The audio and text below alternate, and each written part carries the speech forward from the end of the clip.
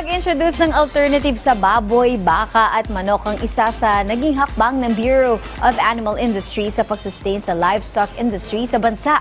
Yan at ang iba pa nilang programa ang ibinida ng BAI sa kanilang 96th founding anniversary. Let's all watch this.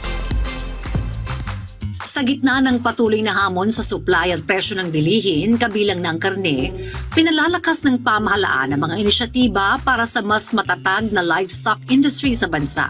Kabilang sa nangunguna sa mga hakbang na ito, ang Bureau of Animal Industry. Ngayong taon, ipinagdiriwang ng ahensya ang 96th founding anniversary nito na may temang matatag, makabago at sama-sama.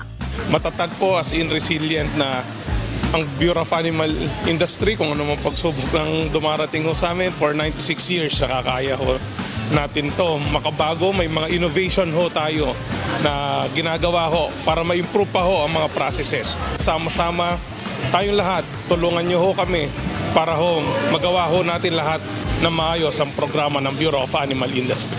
Bahagi ng selebrasyon ang iba't ibang aktibidad na naglalayong palakasin ang lokal na livestock industry.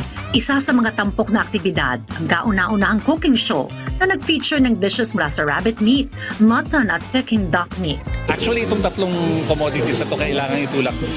Si Peking kasi, marami na talagang takers marami na nga nag-aalaga. Kailangan natin kasing maintindihan na ito ay source talaga ng meat na madaling i-produce, madaling dumami, tapos hindi ganun kalaki yung upkeep. Yun din naman yung reason ng inclusion ng rabbit. Yung sheep kinakain talaga sa south. Isinusulong ng BAI ang produksyon at distribusyon ng rabbit meat bilang alternatibong mapagkukunan ng protina. Layunin din itong paunlarin ang lokal na rabbit industry sa bansa.